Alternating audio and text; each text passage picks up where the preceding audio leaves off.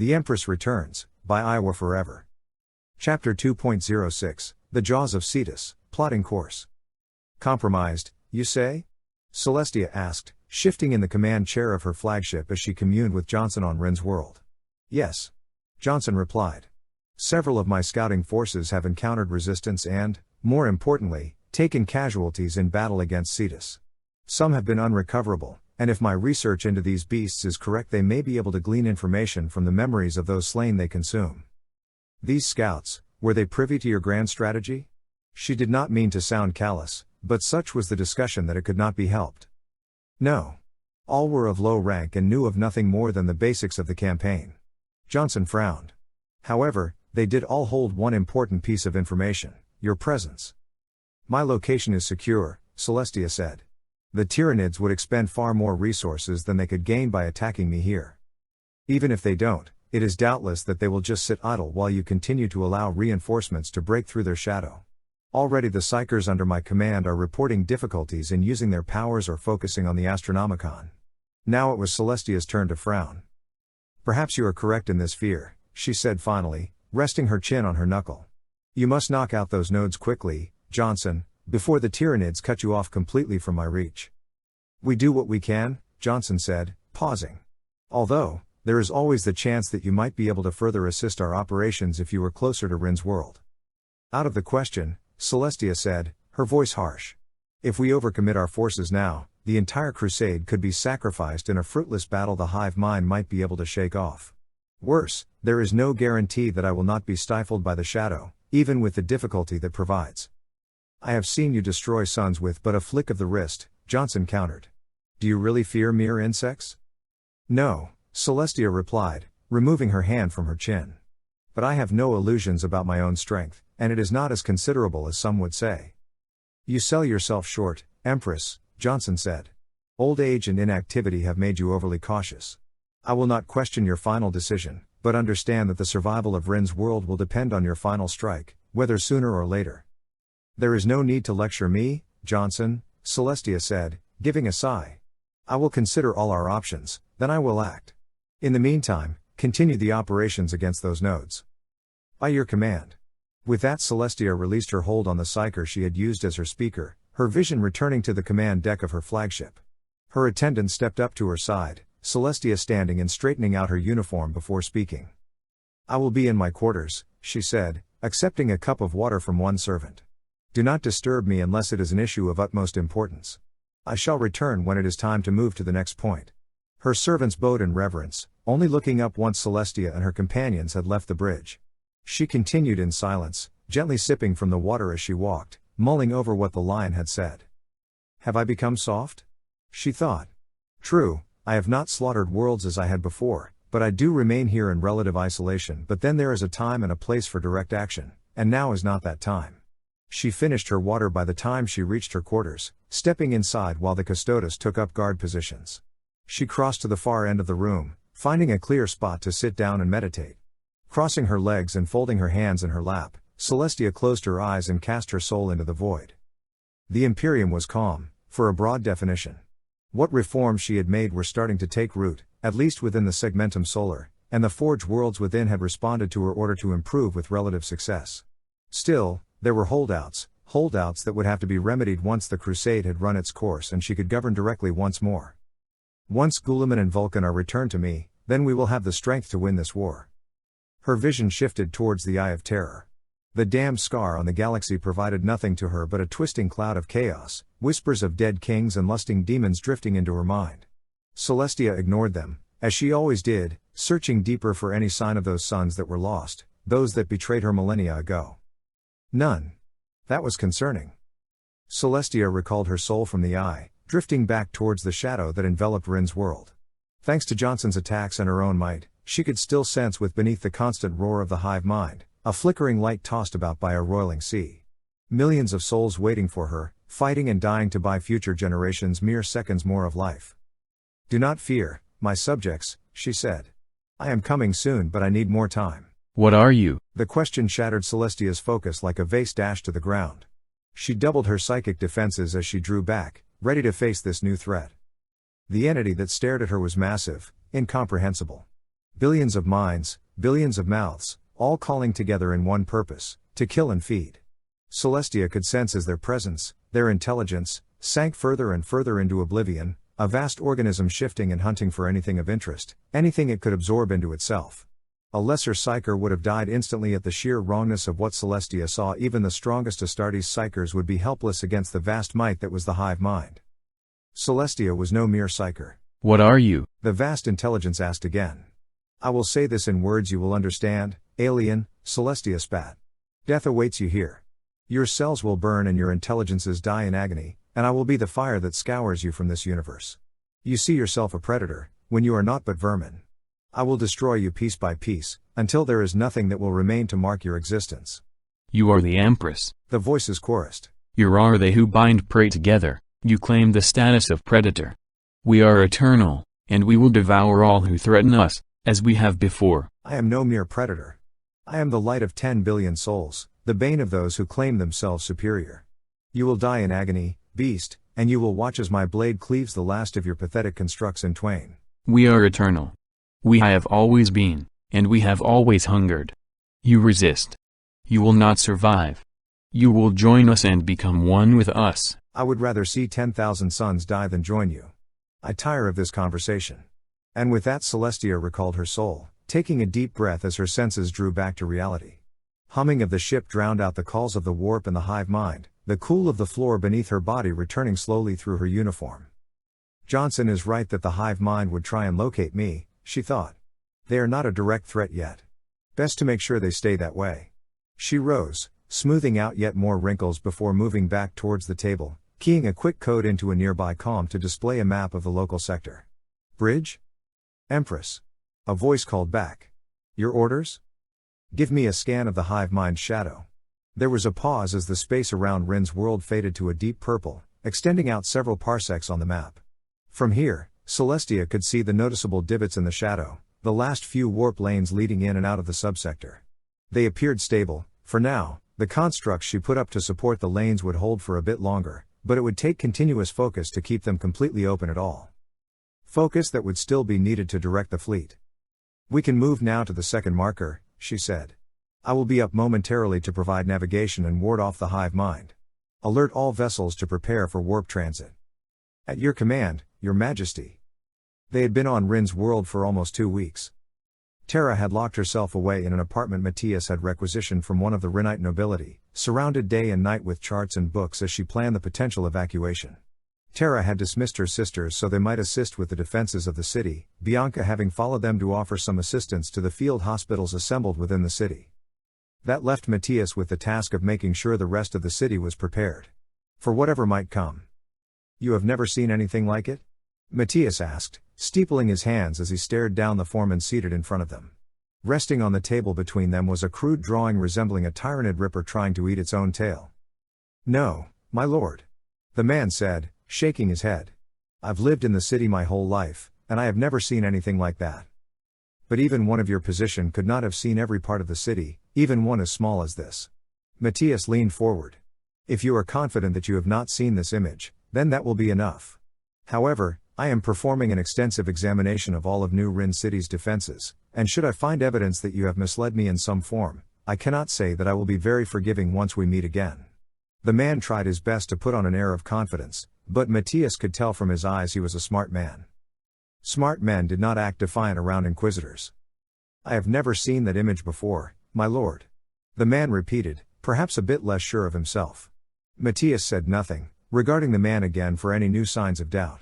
More interrogation and perhaps some light torture could have gleaned more answers, but Matthias had no time for such measures yet. Very well then, he said finally, taking the picture from the table and rising from his chair. You may go back to the bunker. Be advised, though, that I may call you back for further questioning. The man gave a respectful bow, stepping past Matthias and into the hallway. Nikolai and Alexis watched him go before the latter leaned in to speak with Matthias.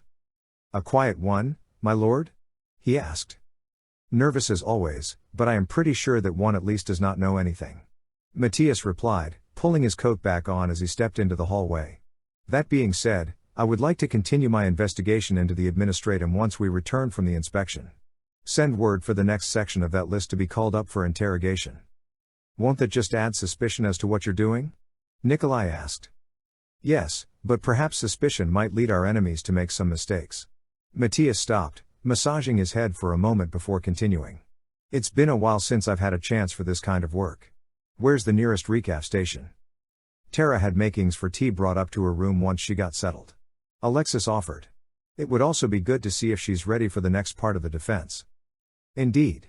He did not want to disturb Tara, but seeing as the two had not spoken for almost a week now, Matthias shook his head. The student's dealings were her own, and who was he to impede on the structuring of a great evacuation plan? Just an inquisitor who knows more about our enemy than he would like. The trio started down the hall, heading towards the lifts that led to the upper apartments. With most of the finery having been stripped away prior to the Tyranids' attack, there was not much to distract Matthias from keeping his vision forward. Ahead, he could see the lift guarded by a small squad of the Rinsguard, the PDF troopers staying at attention even with no one present to keep an eye on them. They kept their eyes forward as Matthias and the Valhallan stepped into the lift, not even flinching as the doors closed. When do you plan on questioning the PDF? Nikolai asked. In time, Matthias replied. Pulling aside the leaders of a successful defense might raise more questions than we need right now, but do not think I'll just ignore them. He paused. Perhaps Tara will be of some assistance, she does have an eye for observation. The Valhallans did not say anything more, keeping their eyes ahead as Matthias arrived at Tara's apartment. The room was an exercise in chaos. Tara was seated in the center, having shed her armor for white administratum robes and a tunic, surrounded by piles of books on a number of topics Matthias could not identify right away. A pile of crumpled up papers gathered around her seat like scavengers flocking to a kill, a small pyramid having form supported by was that ash? Tara did not notice Matthias as he entered, instead giving an exaggerated groan as she crumpled up the latest document she had been working on, the Inquisitor blinking in surprise as she incinerated it with a burst of purple magic. That explains the ash. Is now a bad time, Tara? He asked. Tara did not look up to meet his eye. This is impossible, Matthias, she said, pulling another book out before continuing. I've run every possible scenario, did all the math and calculations, and I still end up with a 1% casualty rate among the evacuees, at minimum. Isn't that good, though? Alexis asked. Nothing about that sentence is good, Tara snapped, crushing her pencil to splinters as she stared down the Valhallan. Fortunately, Alexis had realized his mistake and backed away, Tara's anger subsiding. 1%. 300,000 men, women, children, dead because I couldn't find a better way. That is if we actually have to evacuate, Matthias offered, crossing to the tea set to start brewing. I do not want to be too optimistic, but the defense is going well and the Tyranids are being held at bay. For how long, though? Even with the Empress' help there's no guarantee that this will be enough. Tara buried her face in her hands, sighing deeply. If it were merely defending one city with a secure fallback position, that would be easy, but there is no secure fallback position with the Tyranids. We could cross an entire sector and there would still be no safe fallback position from the Tyranids. Welcome to my world, Tara, Matthias said, finishing off the tea before crossing to her. She gave a small nod of thanks as she accepted the cup, sipping gently while Matthias continued. As much as I know you hate the idea, you cannot save everyone from the horrors of war. No matter the battlefield, no matter the war, civilians will die. I know, Tara said, setting her tea aside. That doesn't mean I won't keep trying to help them. That doesn't mean I have to take 1% as acceptable. Greater inquisitors than I have tried the same, most of them went mad in the effort. There was a pause before Matthias gave Tara a smile. But then, none of them were the Empress student, perhaps you might be able to do something they couldn't. Thank you, Matthias, Tara said, giving a short smile before she turned back to her work. All this isn't going to go away, though. There's still so much left to do. All due respect, Tara, Alexis said from his position near the entrance to the room. If you keep working yourself like this, you won't have to worry about the Tyranids killing you. I am perfectly capable of managing my stress levels, Tara countered. Believe me, this is not the worst I've been at. Matthias felt a brief moment of intrigue, a chance to learn more about Tara's past, but the moment passed soon enough. I'm glad to see you are doing well despite the circumstances, he said, taking a sip from his tea. I cannot stay much longer, but perhaps after my inspection of the spaceport tomorrow we'll have more to discuss. Inspection? Tara asked, perking up. You didn't know I was inspecting the city's defenses? Matthias asked. I knew that. Tara replied. I just didn't know you were doing an inspection. I've been cooped up in here for so long I haven't gotten a chance to get out and actually see the spaceport myself. I asked General Hirsch, but he said not yet. Probably just waiting for the front to stabilize. Nikolai offered. Though you could have just used Imperial authority to override him, Alexis said. Lord Matthias doesn't use inquisitorial authority like that too often, but then we're always on the fringes where it doesn't matter much. Well, I didn't want to come off as rude, Tara mumbled, turning a fresh pencil in her hand a few times. I imagine he was merely concerned that you would have adequate security, Matthias said. Fortunately, Lord Hirsch seems to trust me, so you joining me on the inspection should give you all the clearance you'll need. Oh, that would be wonderful. Tara beamed before continuing. Maybe a closer look at the spaceport will let me eliminate that 1% casualty rate. Matthias clenched his jaw to avoid voicing his doubts in that regard, but another thought had crossed his mind. While you are there, you can also help me. Matthias reached into his pocket and pulled out the picture. I have been searching for any signs that the defense of New Rin City has been compromised. Have you seen anything like this symbol since we arrived? Tara took the picture, turning it a few times as she examined it. There was a long pause before she shrugged and handed the picture back. It doesn't look like anything I've seen before, she said. But I'll be sure to keep an eye out once we do our inspection. Good, Matthias said, tucking the picture away. Given the nature of our enemy, I appreciate any help that may come. A force of Tyranids moved towards the mountains, overshadowed by a flying hive tyrant supported by a number of smaller winged creatures. They searched eagerly for prey, gaunts and rippers bounding forward in anticipation while a pair of carnifexes lumbered in support. They moved heedless of any obstacle, alien eyes scanning the horizon for man or beast they could slay and devour. Unfortunately for them, none bothered to look up. Korax watched them from a nearby slope, unseen to all. Behind him were 10 Vanguard veterans, 5 of his sons supported by representatives from other chapters guarding the pass to the Arx Tyrannus. The minions of Cetus continued on, the hive tyrant swooping forward to keep some of the more unruly gaunts under control. Strike the flyers before moving to the lesser creatures, he said, igniting his claws as he prepared to take flight. I will strike the tyrant. The leader of the Raven Guard squadron nodded, his own claws wreathed in lightning as Korax took off. He swooped down the side of the mountain, using only the slightest of blasts from his jump pack to keep himself aloft. The Tyranids had not yet noticed, but it would be only a matter of time before the Astartes were spotted. Time to make the most of their surprise. Korax fired his jump pack one more time before allowing gravity to do the rest, angling his boots so he was aimed squarely at the hive tyrant's back. The beast continued its slow loop over the rest of the Tyranids, growling as it searched for enemies to fight. As such, it had no time to react before Korax struck, his boots crunching through chitin as he crashed into the monster. Korax lunged forward as the Tyranid tumbled from the sky, his claws sinking deep into the back of the tyrant's neck. It gave one surprised howl before Korax pulled up, slicing the tyrant's head off in one clean strike. His target dead, Korax pushed off with a blast from his jump pack, watching as the corpse of the monster crashed into the unsuspecting gaunts beneath. Around him, the rest of the Astartes blasted through the tyrant's gargoyle escort, several of the creatures falling in small chunks as the Space Marines landed. Deprived of their main source of synaptic control, the Tyranids fell into a frenzy.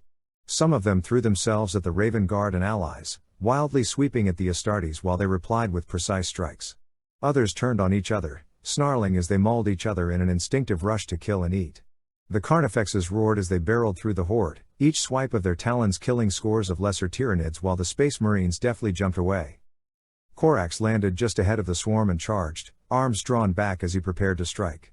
The lesser Tyranids offered little resistance, ichor splattering across the Primarch's body as he carved through one after the other.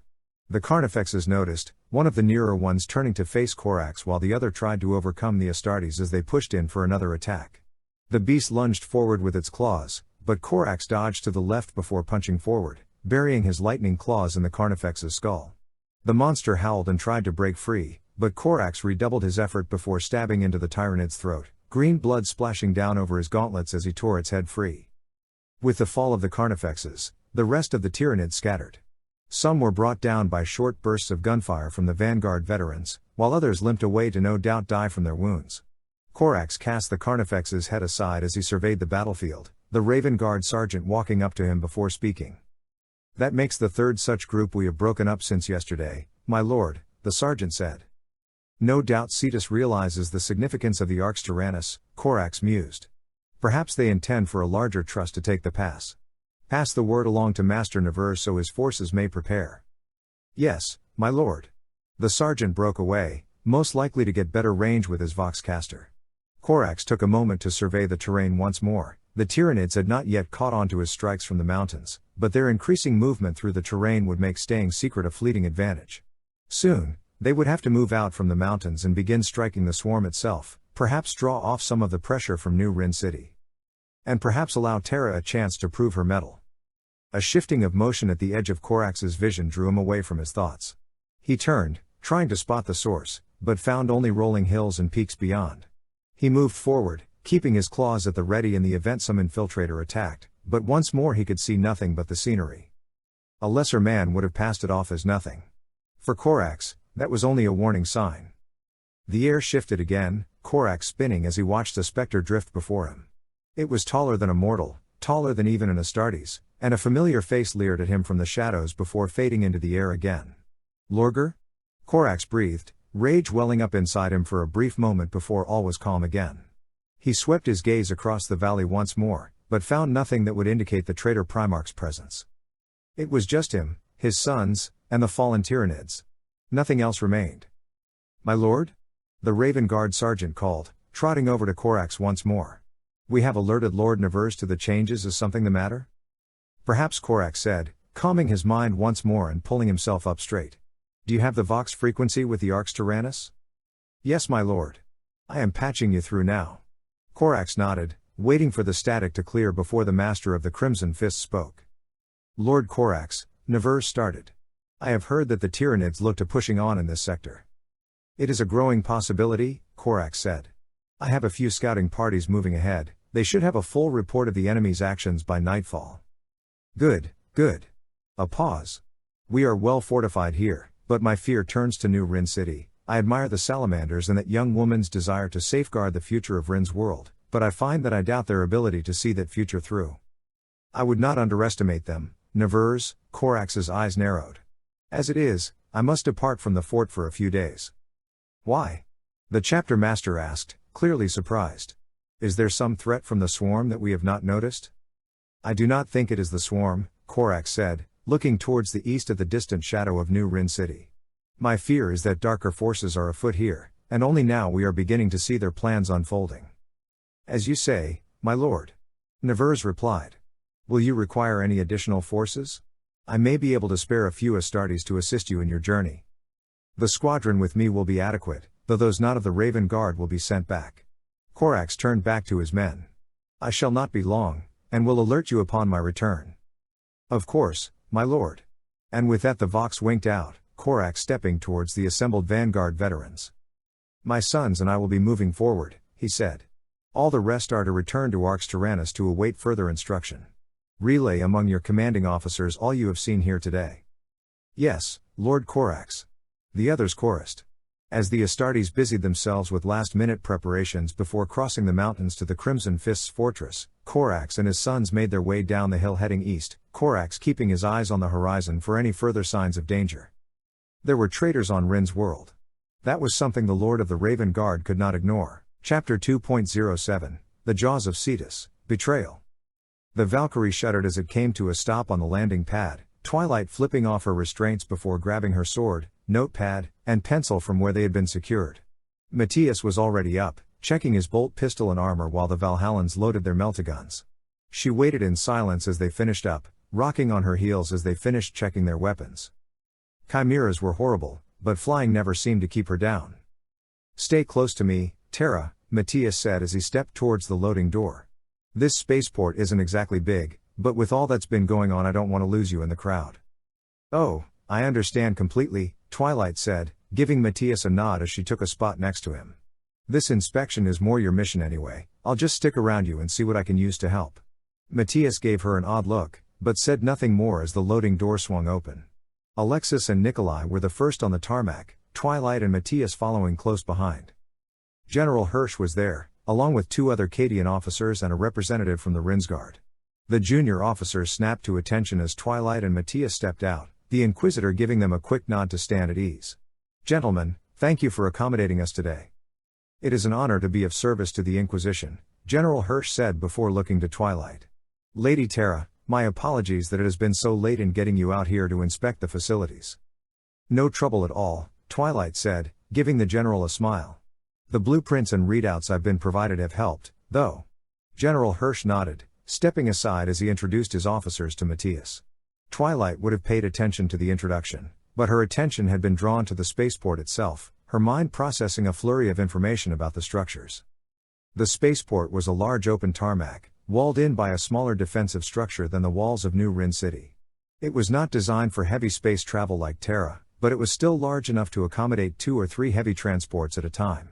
Some space had been devoted to maintaining what remained of the Imperial Air Arm, Navy and Mechanica's personnel prepping Thunderbolt and Marauder aircraft for the day's sorties against the Tyranids. Those will have to be deployed if we're to get full use of the tarmac for transports, but then, they'll probably be attacking the Tyranids to keep them at bay. Terra? Twilight blinked a few times as Alexis spoke. We're moving up. Oh, right.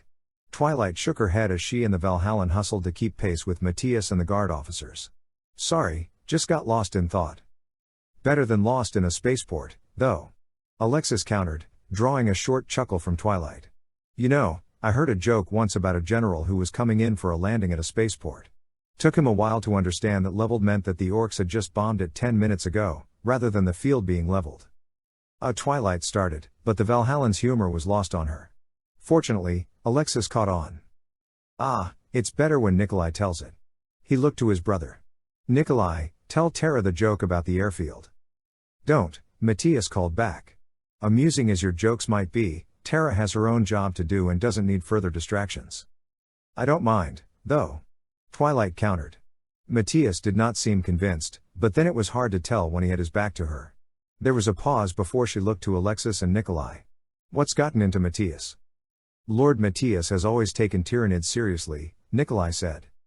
Given what we've dealt with before and during our time in service to him, he has good reason. Alexis added. Personally, I don't hate them as much as orcs, but that's just comparing one mark of Lasgun to another. I figured. Twilight looked back at Matthias, who had stopped to show that picture he carried to some local dock workers. It's just different. He wasn't so cold on Caesarea, even after the encounter with Marcos. He was worried about you. Alexis shrugged. Maybe now that he knows you can take care of yourself, he's allowed his focus to move elsewhere. But what? Twilight said, frowning. And what's with that picture he keeps showing everyone? The 2 Valhallans fell silent for a moment, looking to one another as they searched for a good answer.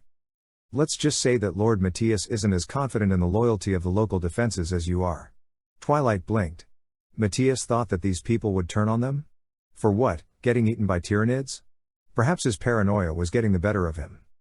Or maybe he's completely right and I'm just being naive, Twilight thought, a shiver running down her spine. The group had stopped as they were approached by a trio of yellow-clad Astartes, Imperial fists under Captain Bramer if Twilight recalled correctly. She quickened her pace to get behind Matthias, saying nothing as the group chatted. The Tyranids occasionally test the walls for weaknesses, the Astartes captain said.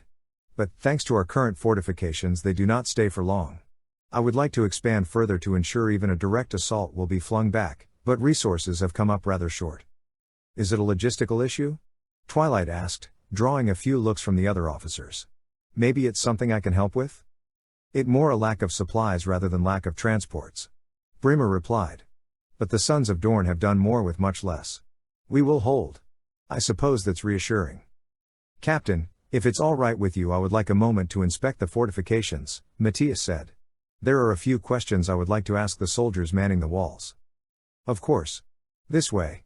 Matthias fell in step behind Bramer, Twilight following behind while General Hirsch moved next to her.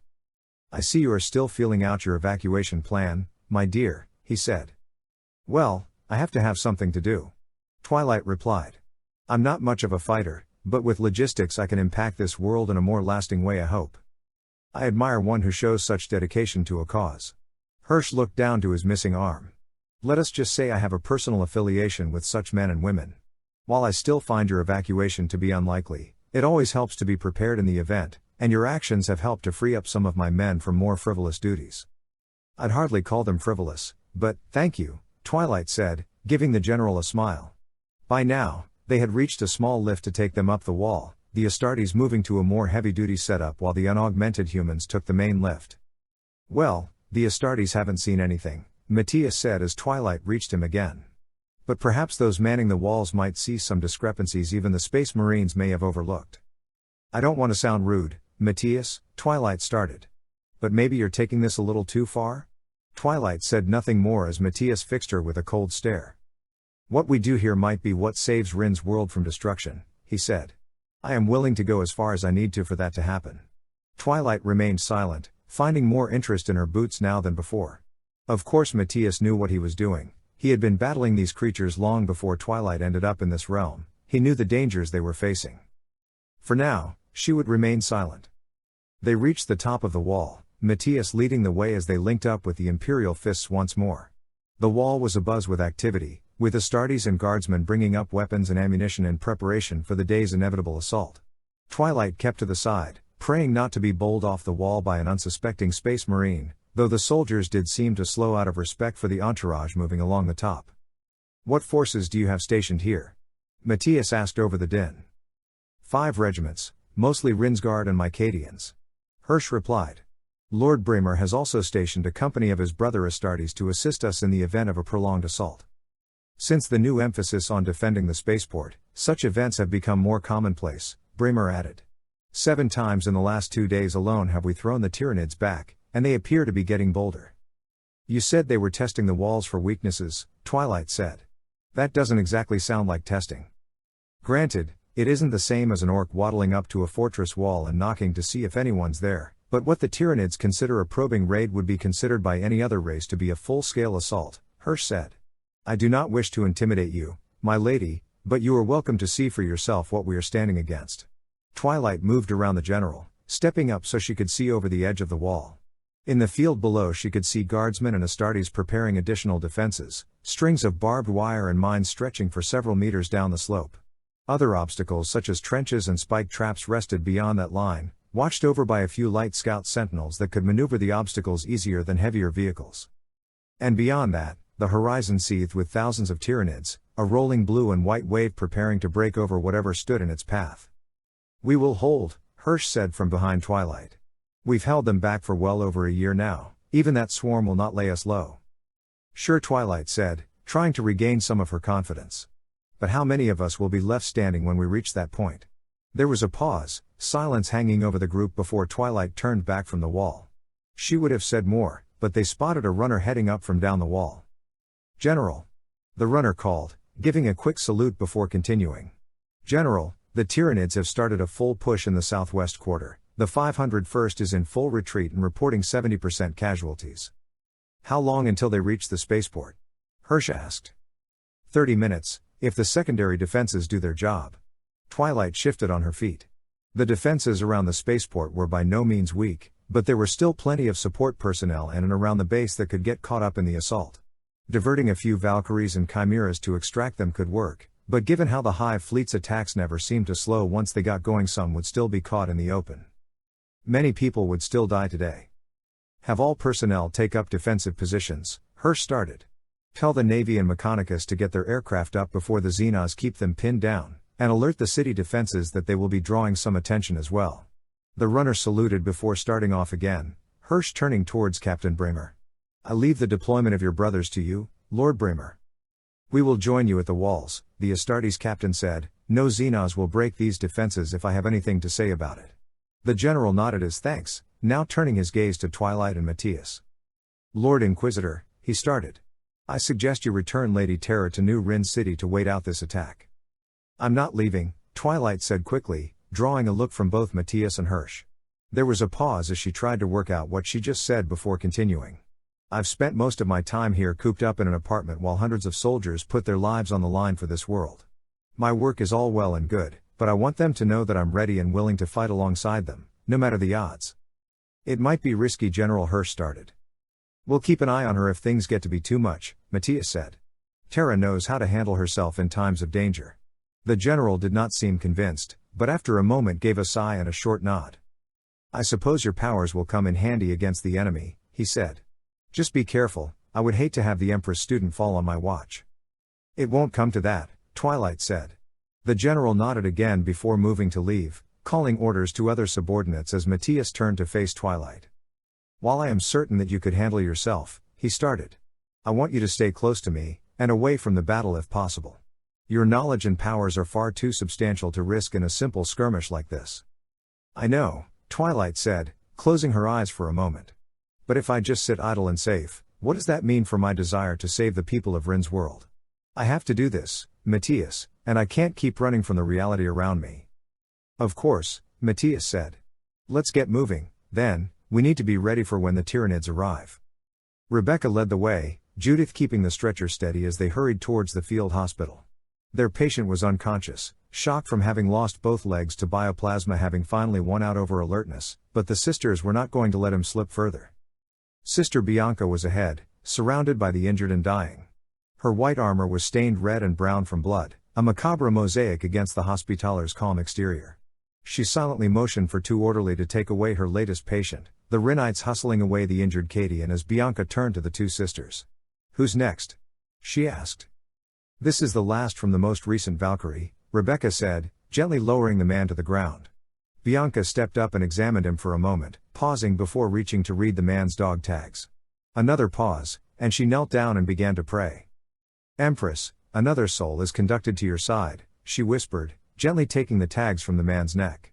He was called Jonas Haydn, a servant of your world Cadia, and his service to your throne has come to an end. Let not his light fade among the tides of the warp, but shine as a reminder to all of humanity's survival against the night. Bianca and the other sisters made the sign of the Aquila, and then the orderly stepped up to remove the body. There was a pause before Bianca gave a weary sigh. I have served on countless battlefields and seen many die, she said. But it never gets any easier. We are always here to help you, Sister Bianca, Rebecca said, kneeling so she was at eye level with the Hospitaller. You do not have to face this trial on your own.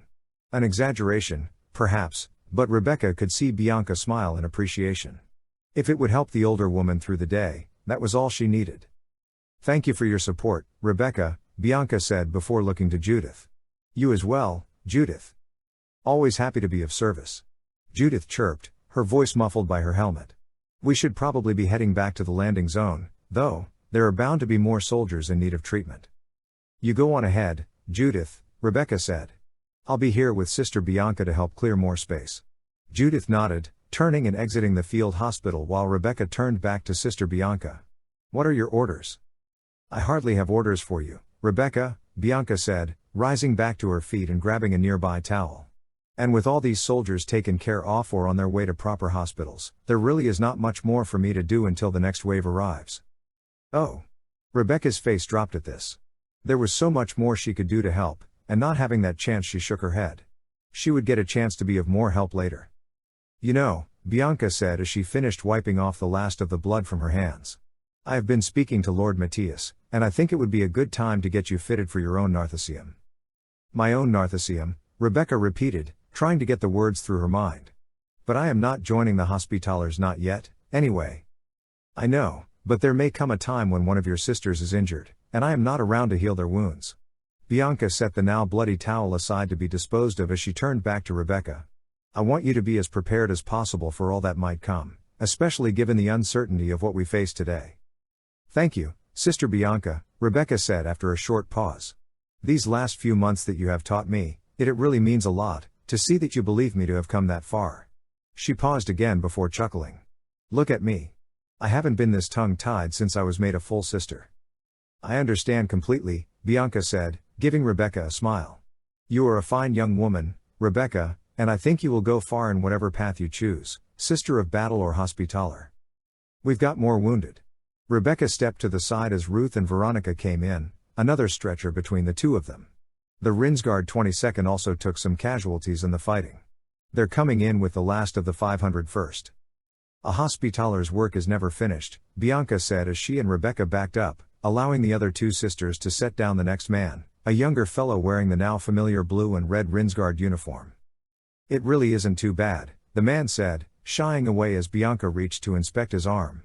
Just a bump when our chimera got hit, nothing more. That bump appears to have shattered your radius in 3 places, Bianca said, quickly stabbing her Narthecium into the man's arm to provide him with painkillers. Fortunately, it's a simple matter of setting the bone and getting you on your way, it should not take more than a few minutes. Good, good. The man said, giving a chuckle. Then I can get back and get some revenge on those Xenos. Leave some for the rest of us, Judith said. Frederick's been eager to burn some aliens, and I promised him he'd get out there soon. The soldier gave Judith an odd look, but appeared to take the compliment in the spirit that it was given. Pay her no mind, Rebecca said, giving the soldier a friendly smile. She's one of our more excitable sisters. Embarrassing is more like it, Ruth mumbled, unslinging her bolter before continuing. I think I may move up to the wall soon, just to check if there are any more approaching shuttles. Good thinking, Bianca said, moving down the soldier as she checked for more injuries. While you are out, please have Sister Naomi requisition some more painkillers. I have to say that my stock is running quite. Bianca stopped, a frown growing on her face. Sister, is something wrong? Rebecca asked. Perhaps. Bianca rolled up the patient's shirt, revealing a small scar about the length of a man's pinky beneath his ribcage. Soldier, where did you get this? The man said before glancing at the scar.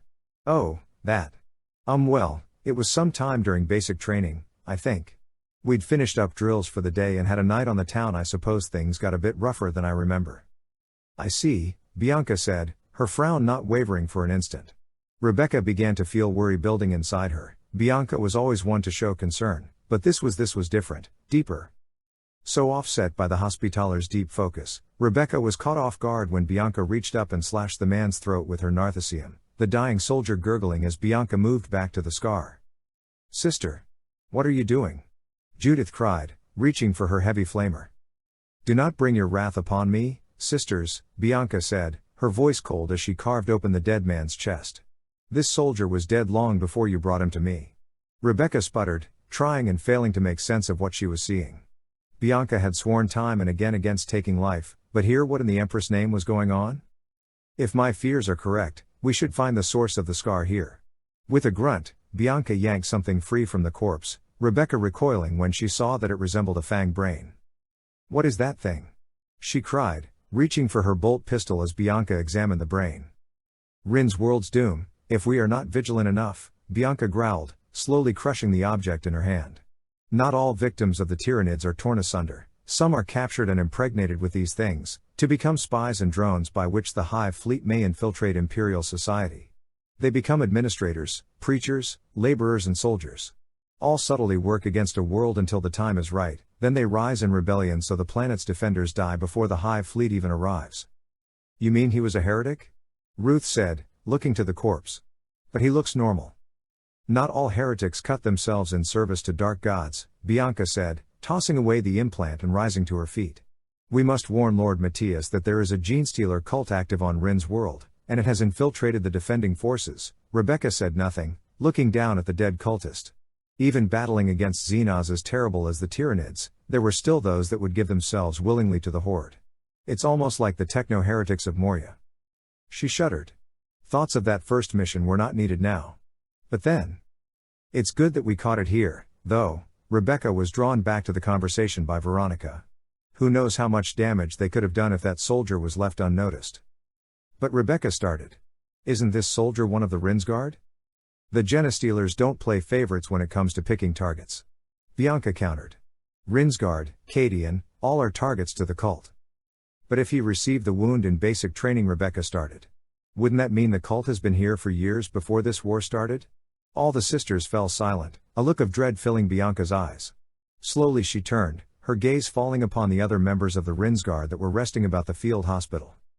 Members that were now eyeing them with much more interest than was typical of a human. Oh God, she whispered. We are betrayed. Rebecca's hand fell to her sidearm, just as one of the Rinite orderlies dropped the medical supplies he was carrying and grabbed a nearby scalpel. They know, he shouted. Slay them all in the name of the four-armed Emperor. The other Rinites gave a cry, an alien shriek that sent a chill down Rebecca's neck. They reached for weapons, producing not just scalpels and improvised clubs but jagged knives and even crude pistols from hidden compartments around the hospital, and with another cry they charged headlong towards sororitas and injured soldiers alike. Rebecca whipped her pistol out, firing at the orderly that had initiated the attack. The mass-reactive bolter round made short work of the cultist, splattering him across the next group of his fellows as they stumbled over one another in their rush to kill. Some had merely turned on other patients, hacking and slashing at the defenseless soldiers while the sisters tried to push back. Her bolt pistol having run empty, Rebecca reached back for her bolter, letting Ruth fill the void of fire. Death is the reward for all who pervert the Empress image, Ruth bellowed, the bolter roaring as it ripped through the oncoming cultists. Even as their fellows fell dead or mutilated by gunfire, the rest continued without heed for survival. More and more Rinnites poured in against the sisters, slowly forcing them out of the hospital and back into the staging ground. Only more concentrated fire from Ruth followed by a blazing inferno from Judith's flamer slowed the tide, enough for the sisters to break free from the hospital. At least, that was what they thought. Those Rinnites that were not dead had turned on whomever they could find. Some attacked guardsmen and Mechanicus laborers, stabbing and shooting them before they had a chance to realize the treason. Others swarmed over tanks and transports, turning the heavier guns against unsuspecting tankers and Astartes. Chaos swarmed around the sisters, such that they were not sure where to fire and perhaps relieve their allies. We need to find Sister Naomi, Ruth said. Then we might rally and strike these traitors down. I do not think a counterattack is advisable at this point. Bianca drew their attention towards the wall, where two hijacked Leman Rus were busy trying to blast the gates open with their cannons. The best we can do is find Naomi and lead whoever we can to safety, before the Tyranids move in force. I think I saw Naomi at the command station, Judith said. I'll clear us a path. Wait, we might hit some of our own. Rebecca's concerns were drowned out by the roar of Judith's heavy flamer, a score of cultists falling to the ground in charred heaps. The others turned to run, laying down panicky countering fire as the sister advanced. Frederick knows his own, Judith replied. He'd never hurt anyone but Xenos and heretics. Rebecca could think of several dozen reasons why that would not be true, but said nothing more as she and the others followed their sister. Battle was constant around them, cultists pressing in against the rallying guard, but surprisingly the path before them was clear enough for them to hurry back towards the command center with little difficulty. As they neared, they saw why. The Rinsguard infiltrators had at least appeared normal. The monsters attacking the command post were anything but. Some had oversized heads marked with chitinous ridges, while others had 3 or 4 arms ending in clawed hands. They were armed with a myriad of weapons, from jagged knives to guns to broken signposts and rebar, striking their foes with unparalleled savagery. Already a score of officers and guardsmen lay dead at their feet, corpses crushed underneath the unending tide of traitors. That left Naomi standing on her own. The Sister Superior held her chainsword in a two-handed grip, blood already caking the roaring blade. Her helmet had been torn from her head, leaving a trio of cuts running down the left side of her face from where the Xenos claws had raked her skin. Still, the cultists gave Naomi a wide breadth, 3 of their shattered compatriots serving as a warning to those that ventured to close. Ruth and Rebecca brought their bolters up, gunning down several of the cultists before they could press against Naomi. Judith stepped out and fired as well, a wall of flame shielding the sisters as they rushed to their superior's side. Naomi, are you injured? Bianca said as she reached Naomi. Nothing that I haven't survived before. Naomi growled, lowering her chainsword as she turned to face the others. What is the situation? Most of the Rinsguard appears to be in revolt, and they're taking out the gates as we speak, Veronica said. How on earth can these creatures act so quickly? That doesn't matter now, Bianca added. We need to find a point where we can reform our defenses, and alert Lord Matthias and Terra of the danger. Rebecca's heart dropped. Terra was still out there, and perhaps the cult went far enough that the airbase's defenses were compromised. If she was injured while the sisters could do nothing. Empress, please protect your student until we can come to her aid. The cultists are coming back, Judith cried. We need to get out of here. Rebecca moved up to Judith's side, raising her bolter as another wave of cultists came towards them. Most were Rinsguard, but a few were like the mutants that had attacked Sister Naomi, surrounding a much bigger beast wielding a modified threshing flail. Judith doused them with another blast of fire, but the larger beast and its rabble came charging in, weapons at the ready. Rebecca ducked away as the leader swung at her, the flail scraping across her chest armor as it passed by. Naomi rushed forward to intercept, bringing her chainsword down towards the monster's head, but it raised the handle of the flail and blocked the strike easily. With a growl it thrust its arms forward, knocking Naomi off her feet as its free hand grabbed towards her head. This action was stalled by Veronica, bolter shells reducing the beast's arms to pulp. Once more the monster roared, sweeping its flail towards the other sisters heedless of all wounds.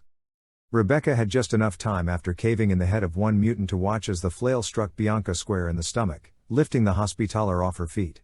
Bianca spat blood, droplets cascading to the ground as she collapsed in a heap a meter away from the fight, her body limp long before she hit the ground.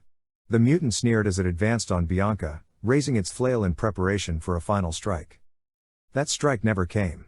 With a roar Naomi jumped on the monster's back, swinging her chainsword around until it dug into the mutant's throat.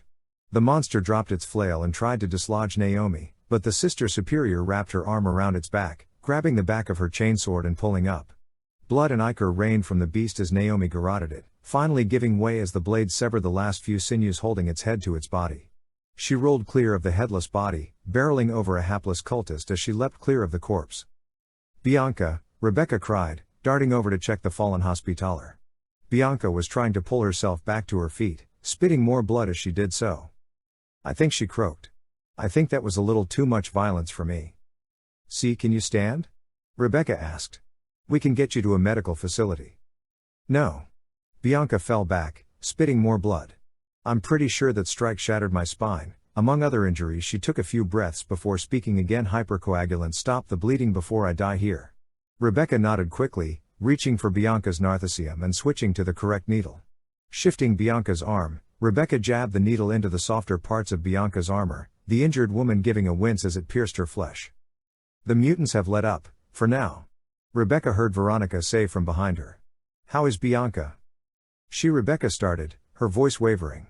"She's hurt badly. We need to get her out of here." "Then let us waste no time talking about this," Naomi said, stowing her chainsword away as she reached for her combi flamer.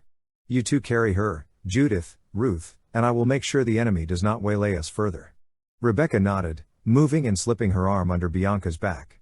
Veronica did the same, the two sisters gently lifting Bianca up while the others formed up around them. The path ahead was miraculously clear, Judith and Ruth taking point while Naomi covered their rear.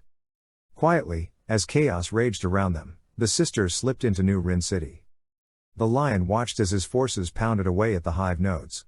Whirlwinds and Vindicators, supported by hundreds of Imperial Guard tanks and guns, poured fire down on the Tyranid structures, the great organic monoliths quivering with every strike. Some lesser Tyranids milled about in an attempt at defense, but the Imperial forces were more than ready to cut them down without much difficulty. Almost too easy, the Lion thought. We shall have to remain vigilant in the event of ambushes. Of course, ambushes would be out of the question if and when the Empress made her arrival, but until that point the Dark Angels would not be found unprepared. "My lord," Johnson did not move, but did shift his eyes slightly to acknowledge the company master that approached. "The first nodal tower is prepared to fall, but we have detected a massing of Tyranids to the west." "Size?" he asked. "Substantial, and growing." Johnson regarded this information. He watched as the first tower gave a shudder, an alien moan echoing through the air before it began to crumble, huge chunks of chitin falling to crush unprepared Xenos. "This shall have to be dealt with," he said. "Send the Raven Wing for initial strikes, and prepare whatever other forces are not committed to the siege fully. 2 companies of Rinsguard and Acadian Regiment can be deployed to assist." "Do so," Johnson said. "Once we have reached a satisfactory level of damage against these towers, I will move our forces to assist the Raven Wing with their assault against this Xenos force." "As you command, my lord." The company master bowed and moved away, calling out orders to the rest of the Dark Angels while Johnson focused on the battle again. The bombardment had moved to the second tower, some of the Vindicators rolling forward to get a better angle for their bombardment. A larger horde of Tyranids had rallied, a few Carnifexes supported by smaller creatures rushing into the wall of fire the Guard and Astartes had erected. A quick slaughter, then nothing more. The Tyranids were toying with them. Johnson moved away from the front, confident his company masters could direct the battle without him. His mind had drifted to the west, to where the Tyranids were preparing their next big assault. A final act of desperation to draw them away from the central hive. Perhaps though if Cetus had gleaned information from his warriors as he had warned the Empress, perhaps they wanted him to attack in force, eager to claim more of their great beasts on the hunt. The Lion scoffed, he was not the Night Haunter, and he would not be so eager for grisly trophies. "The Raven Wing will have their information," he thought. "Once we gauge the threat, then we can move to crush these insects." Johnson was shaken from his thoughts by a shift in the constant bombardment. He turned, scanning the lines to see that some of the Imperial Guard's guns had fallen silent, even if only for a few moments. Frowning, the Lion turned and flicked his Vox on. "Who commands batteries 5 through 8? "Colonel Mendez of the Rinsguard is assigned," the voice chimed back. "I will patch you through to him now." There was a long pause as the guardsmen worked to get their Voxes linked. The guns had resumed firing, but it was a delay Johnson could ill afford. "Mendez," an accented voice said. "Please explain to me why the cannons under your command fell silent, Colonel." Johnson growled. "And hurry, I have a war to win and little patience to pass around." "Oh," my Lord Primarch. The colonel cried. 1,000 apologies, my lord.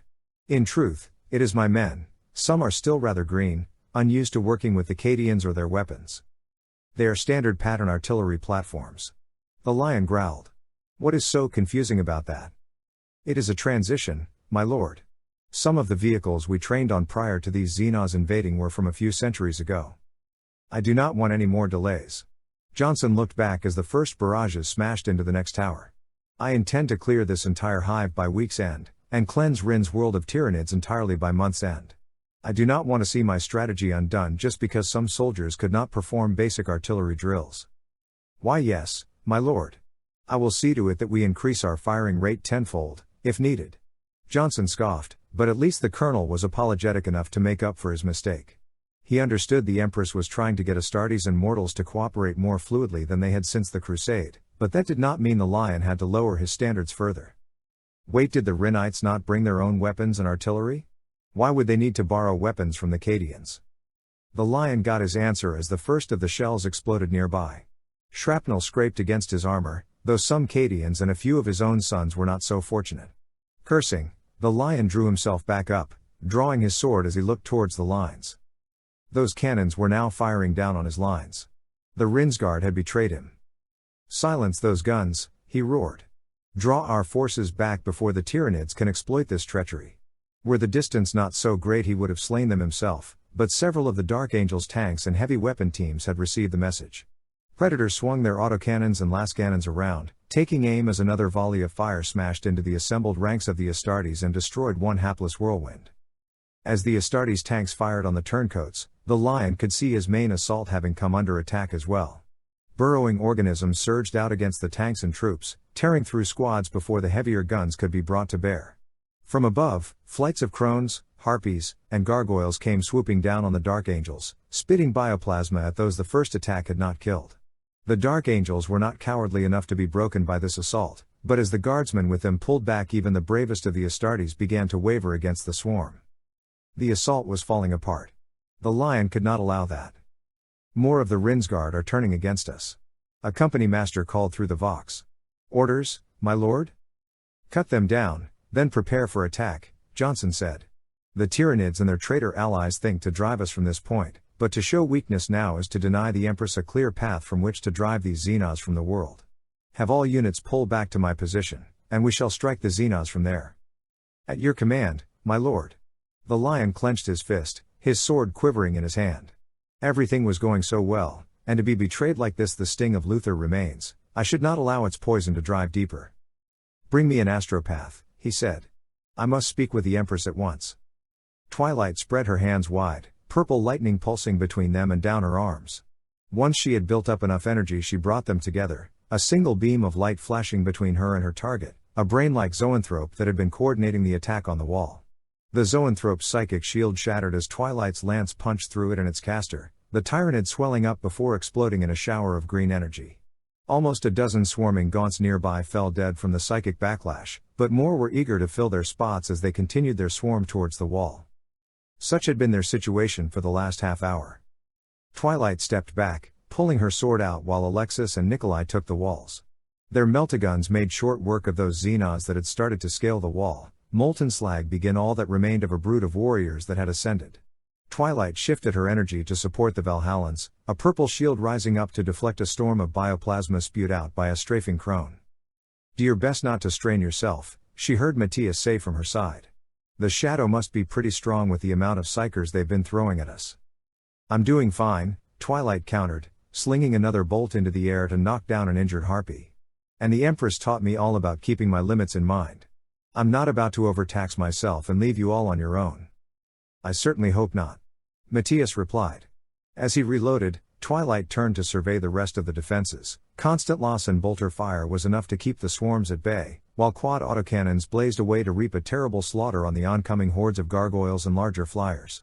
She could see Captain Bramer on the forefront of the defense, bolt pistol steaming as the Astartes vaporized an unlucky Tyranid with a single strike from his power fist. Twilight did not know much about defenses, but this one seemed to be doing well. Hera. Matthias drew Twilight's attention back to reality. Go alert General Hirsch, we've got a Bio-Titan incoming. Twilight blinked, following Matthias' gaze out over the battlefield. Thundering up the field was a monster easily 15 meters tall, carried forth on 4 long spider-like legs. Underneath its gaping maw were 2 massive biocannons, the nozzles dripping corrosive ichor with every step the creature took. Twilight felt a chill run down her back as the bio-titan roared, the entire battlefield shaking from the sound. Twilight did not have to ask more questions. She darted off, ducking around other defenders in search of the general. Hirsch had set up his command post further down the wall, near one of the fortified bastions currently pouring fire into the sky. "General." "Lady Terra," Hirsch said, not turning his attention from the Vox setup. "If this concerns the Bio-Titan, I am doing what I can to resolve that problem." A pause as Hirsch listened to the other line. "What do you mean cannot target properly?" "It's a thrown damn Bio-Titan, it's not difficult to miss. Blow that thing's legs off and leave it for the Knights, or I'll throw your dead corpse to the Tyranids myself." With that Hirsch tossed aside the receiver, giving a long sigh before he composed himself. "Apologies, my dear, sometimes the PDF can be a little hesitant even when adequately armed." "They're just doing what they can," Twilight offered. "Not all of us are as battle-hardened as you are. Once more your wisdom shines through." Hirsch gave another sigh before continuing. "This command post doesn't give me a good view of the front. Come with me." With that Hirsch and a few bodyguards started off down the wall, Twilight following behind. "I imagine that in future campaigns the Empress may place you in command of her armies," he said, not even dodging as a bioplasma blast tore through a fortified position. "In that event, it is always wise to actually get out into the thick of things, even if just to get a better idea of what your men are facing." I see." Twilight started. "I understand that with your ties to the Inquisition, you are already aware of that situation," Hirsch looked back to her. "But that is merely the tactical view. Sometimes, you must move back to the strategic view if you are to win a war.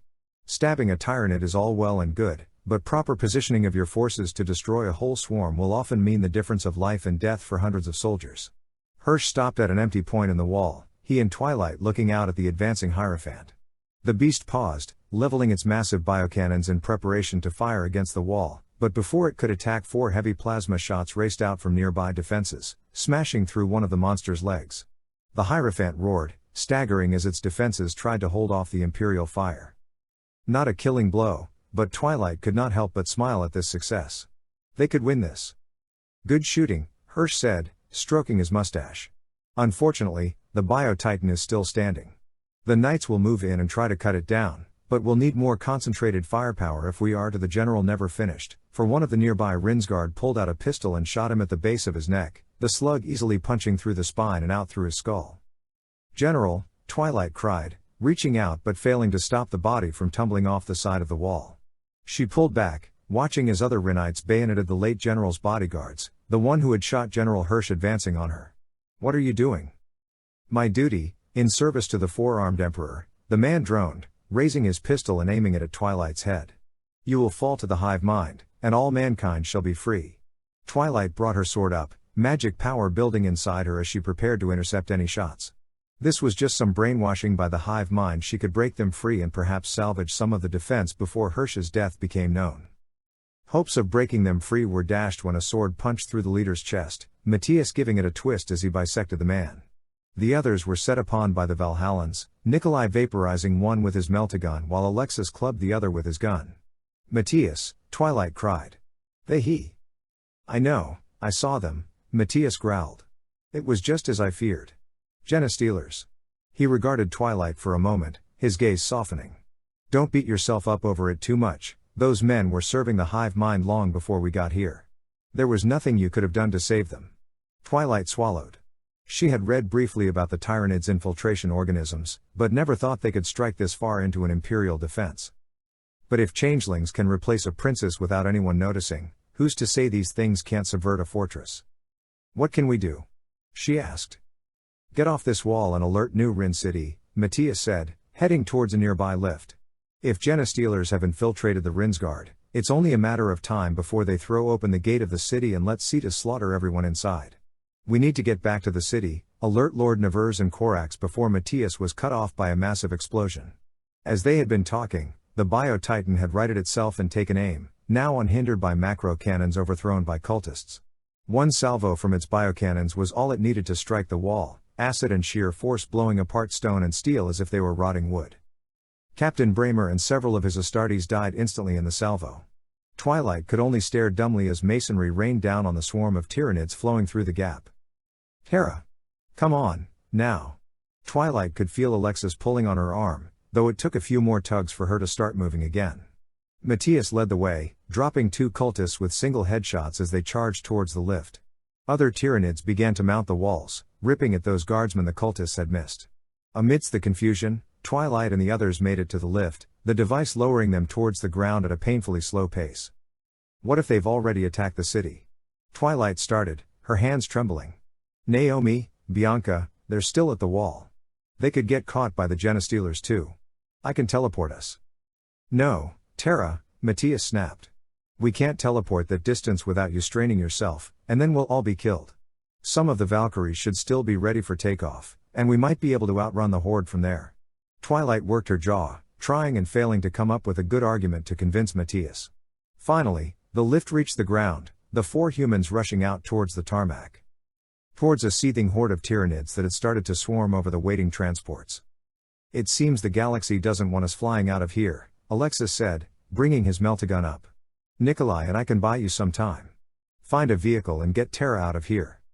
I'm the one giving the orders around here, Alexis, not you. Matthias looked around before continuing. I think I saw a maintenance road further down the way. There has to be a light transport or a chimera we can take to get back to the city. Twilight looked about, keeping her sword out in the event the Tyranids attempted a charge. She could see nothing, just more aliens, her heart dropping with every avenue of escape snuffed out by the advancing horde. They would die here. And all her friends would be doomed as well. This way Twilight's head snapped about. At first she saw nothing, but then from behind a nearby supply crate she could see a shadow of something moving. This way, if you are to escape the horde. Matthias, she said. I think I know a way out. Do you? Matthias asked. Lead on, we'll cover you. Twilight swallowed again, keeping her sword ahead as they wandered towards the supply crates. The thought crossed her mind that it might have been a trap of the Tyranids, but something held her interest, a familiar energy she could not rightly place. Still, Twilight advanced. She braced for something to jump out, but as soon as she crossed behind the crates her vision blurred, psychic energies radiating over her as she stepped forward. Gone was the spaceport and the Tyranids, instead she found herself standing in a dark hall, Matthias and the Valhallans doing their best not to stumble into her as they joined her. And standing in front of her was a very familiar clown. Well, the figure said, voice not hindered in the slightest by its mask. I had wondered when you would pass through here, Twilight Maiden. End of chapter 2.07, The Jaws of Cetus, Betrayal.